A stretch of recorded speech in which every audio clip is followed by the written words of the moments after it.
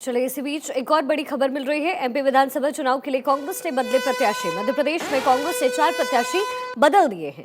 समर्थकों के भारी विरोध के बाद प्रत्याशी बदले गए हैं। ये एक बड़ी जानकारी एमपी विधानसभा चुनाव को लेकर।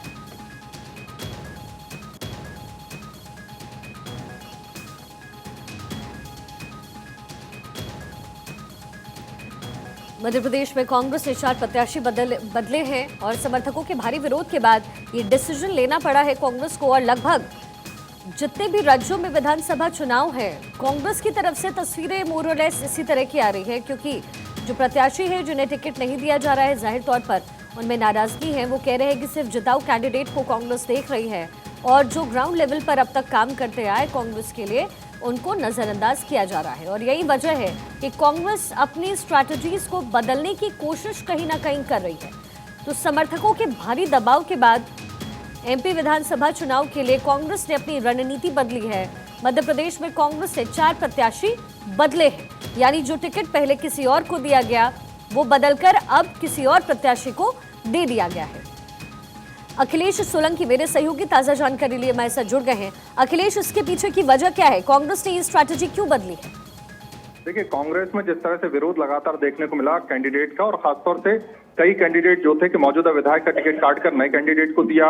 इसके अलावा भी जैसे कोई दारू वाला था उसको टिकट दे दिया। तो जो स्थानीय कार्यकर्ताओं का विरोध था और नेताओं की जो खींचतान थी, उसके बाद एक तरह से ये सॉल्यूशन निकाला गया। 4 जगह के प्रत्याशी किए गए और शिखा, हमारी रिपोर्ट ये है कि 3 से 4 जगह और बदले जाएंगे, यानी 27 तारीख को बैठक और हो रही है, उसमें और भी लोग चेंज हो सकते हैं। जैसे अभी हमने देखा कि सुमावली में जो मौजूदा विधायक थे अजब सिंह कुशवाहा, उनको फिर से प्रत्याशी बना दिए गए। पिपरिया में विरोध हो रहा था, वीरेंद्र को की जगह अब गुरुशरण की जगह वीरेंद्र को लाया गया। बड़नगर से राजेंद्र सिंह सोलंकी की जगह मुरली मोरवाल और जावरा से हिम्मत श्रीमाल की जगह वीरेंद्र सिंह सोलंकी को लाया गया। यानी कि मसला यही था कि जिस तरह से विरोध के हो रहे थे और नेताओं की आपस की खींचतान थी, उसके बाद एक सॉल्यूशन जो निकाला गया है।